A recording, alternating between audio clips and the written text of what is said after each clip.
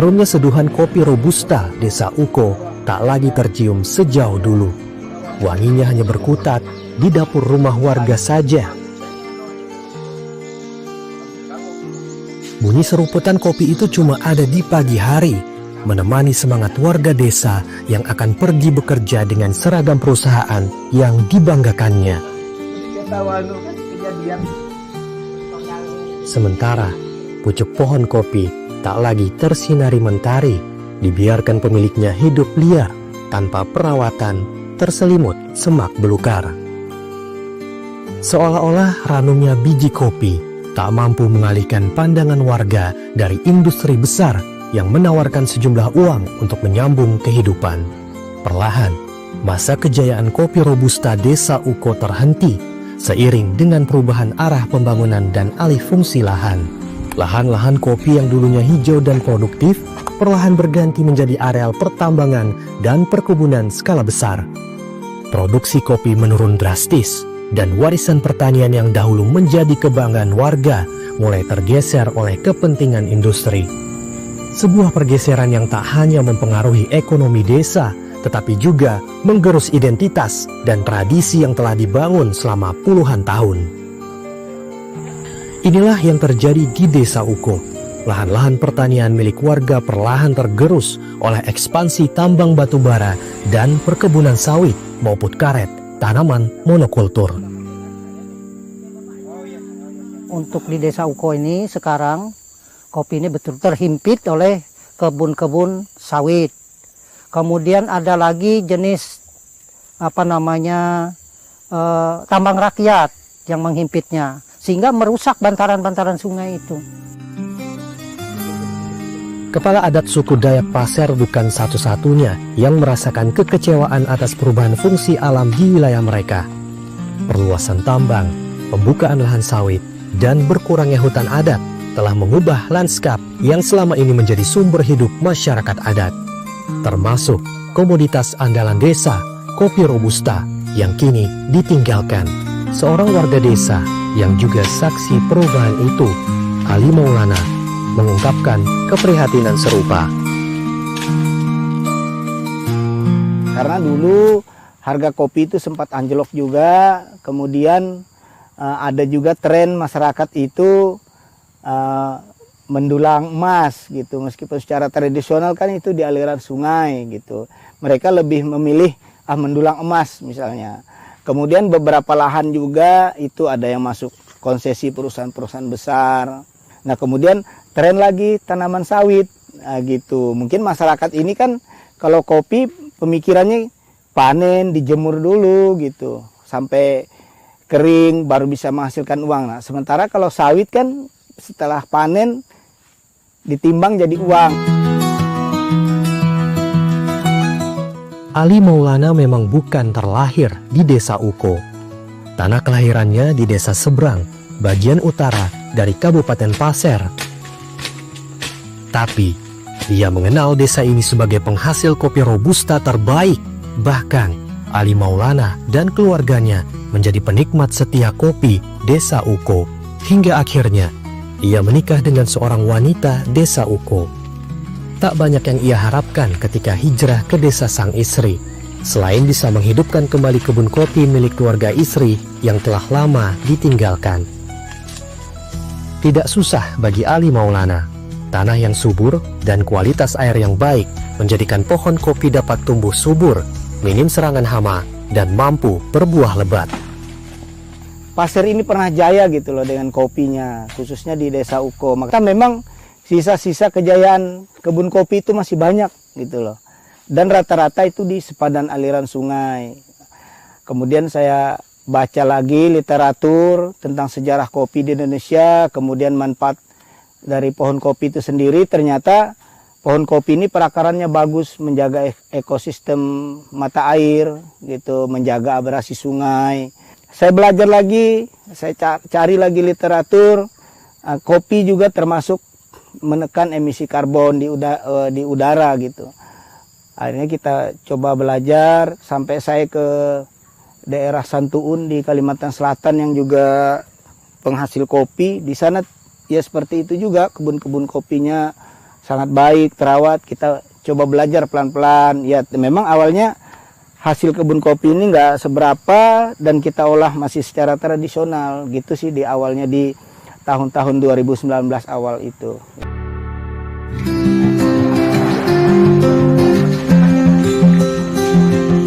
Tahun 2019 menjadi pembuktian Ali Maulana bahwa pohon kopi, aset berharga keluarga, masih bisa menunjukkan hasil yang maksimal.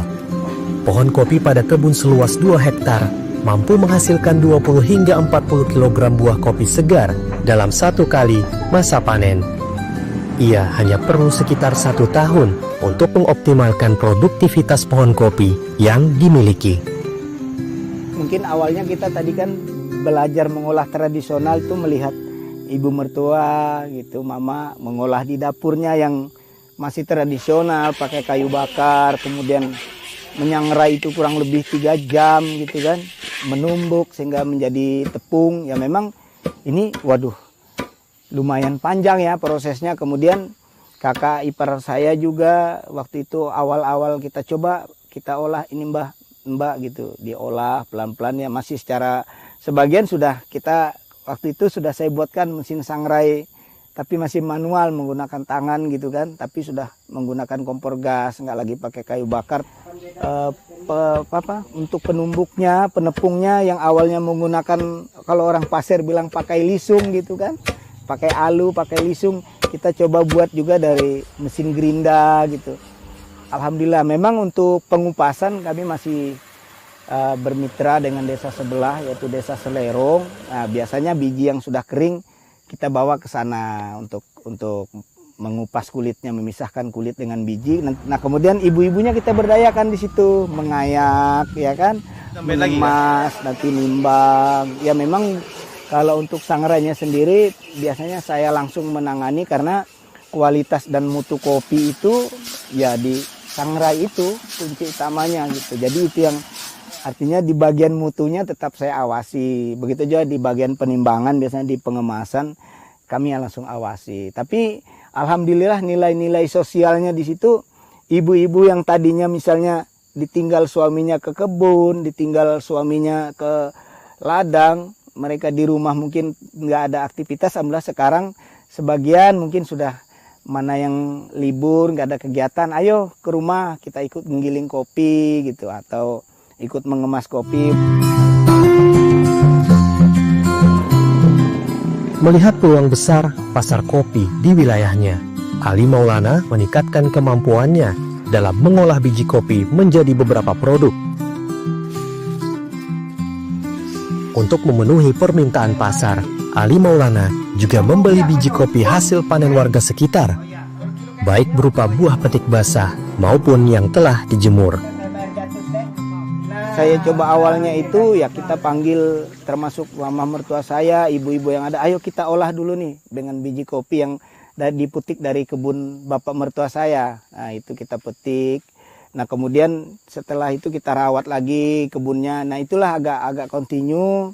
Kita sebulan itu masih rendah waktu itu, dapat hanya di angka 40 kilo, 20 kilo. Tapi itulah menjadi titik balik waktu itu di 2019. Memang awalnya target saya sih membranding kopinya dulu sih Mbak, untuk bagaimana dikenal orang lebih ke sana. Nah kemudian tahun berikutnya di akhir 2019 ke 2020, nah baru kita mulai ke desa-desa lain itu kita datangkan petani, kita temui petani, ayo kita aktifkan lagi kebun kopinya gitu.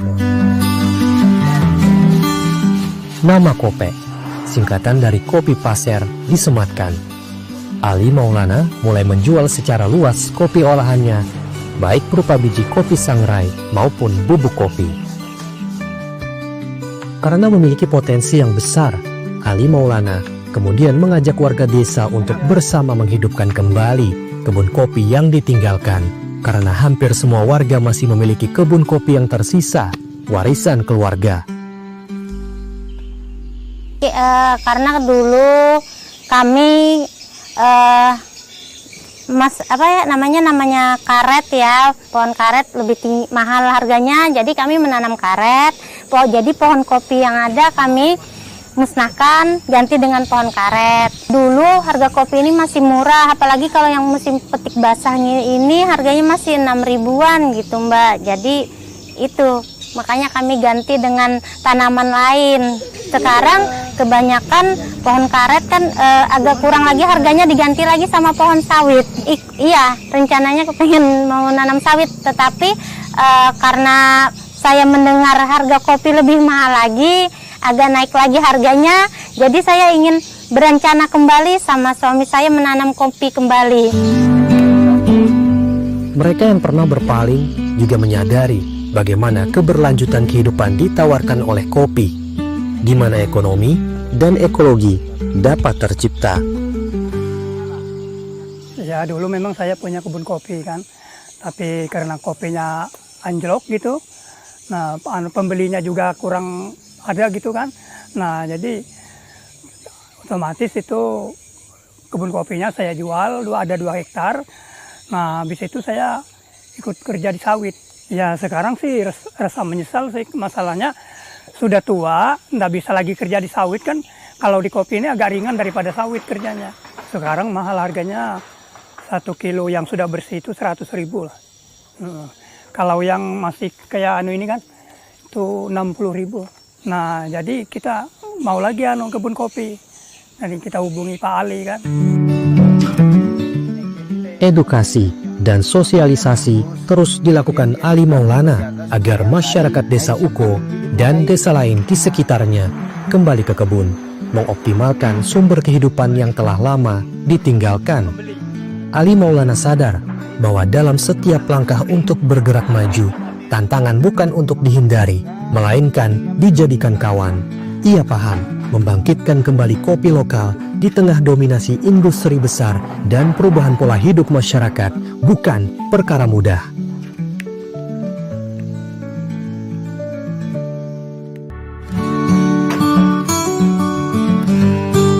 Berhasil menghidupkan kembali kebun kopi milik keluarga hingga mengolahnya menjadi beberapa produk siap jual, bukan hasil akhir dari perjuangan Ali Maulana. Ia masih dihadapkan dengan beragam persoalan. Ketika kita berbicara konservasi ya kan, sementara kita ngolah kopinya misalnya pakai kayu bakar nih. Nah ini kan ada pohon yang harus jadi korban juga gitu. Akhirnya kita coba, oh sudah nggak pakai kayu bakar, kita pindah ke kompor gas. Nah, ternyata dengan kondisi Muara Komam yang lumayan jauh dari pusat kabupaten itu, harga tabung gas juga nggak stabil, bisa di angka 50.000 bahkan sampai di 60.000, dan dengan proses sangrai yang memakan waktu hingga 3 jam itu, tabung gas itu ya lumayan memakan biaya gitu dalam proses produksi. Akhirnya kita coba mengembangkan satu alat, yaitu saya sebutnya alat sangrai. Pertama saya sebutnya alat sangrai kopi, yang Alsan 1 itu sangkop sangrai kopi. Kemudian saya kembangkan lagi ke Alsan 2 ini yang saya coba rubah untuk bahan bakar utamanya itu menggunakan minyak goreng bekas. Itu kan nabati dari limbah, tapi kita manfaatkan kembali. Alhamdulillah cukup dengan biaya minyak goreng bekas itu 2 liter 10.000 sudah bisa nyangrai 3 kg kopi gitu loh, dengan kapasitas yang sama secara manual atau tabung gas tadi. Dan waktu prosesnya juga kita persingkat, dari tadinya 3 jam itu kan hanya memerlukan waktu 45 menit. Jadi ya efisiensi waktu tercipta juga di situ, di alat kita itu gitu. Alhamdulillah mungkin di tahun 2024-2025 lah untuk penyempurnaan alat sangrai serbaguna ini, Mbak. Tantangan selanjutnya yaitu memenuhi permintaan pasar. Produk Kopek hingga saat ini telah memasuki beberapa gerai, kedai kopi serta outlet UMKM baik di Kabupaten Pasir maupun luar daerah, termasuk area ibu kota Nusantara. Untuk produk lokal yaitu kopi Kopek ya dari Uko, kita biasa memakai untuk kopi susu, yang mana rata-rata pembelian di kedai kopi ini kebanyakannya kopi susu gitu. Jadi Untuk pemakaiannya itu per minggu bisa sampai 5-7 bungkusan. Untuk kualitas saya ngambilnya di grade A sih. Mereka menyediakan itu ada di grade B sama grade A untuk beans kopinya. Silakan banget. Coba dulu, ini kopi dari asal daerah saya, Bang. Oh iya, Tanah Pasir. teman Klis yang punya. Teman, Bang, kebetulan aku bawa semua. Oh ini kopinya. Cobain. Rasanya gimana, Bang? Nati ya, ada spicy dikit. Ini cocoknya dibikin kopi susu gula aren kali ya. Kopi susu, Bang. Susu baru bisa nih. Jadi kopi susu cocok banget. Dikasih flavor pandan gitu, karamel. Jadi kopinya bakalan tetap ada karakternya, tapi ada manisnya juga gitu ya. Emang agak susah kalau memang dibikin kopi hitam aja, Klis. Agar bisa menjangkau lebih luas lagi, Ali Maulana juga memanfaatkan ruang digital. Melalui platform digital, Ali Maulana menjual kopi. Anak kami juga itu Mas Yusril, dia konsen juga membantu di pemasaran. Memang kalau saya secara pribadi mungkin kurang terlalu paham ya untuk pemasaran digital, tapi anak-anak ini yang mendukung gitu. Artinya mereka membuatkan akun-akun penjualan gitu, artinya secara digital. Ya awalnya kita cuman serbuk gitu.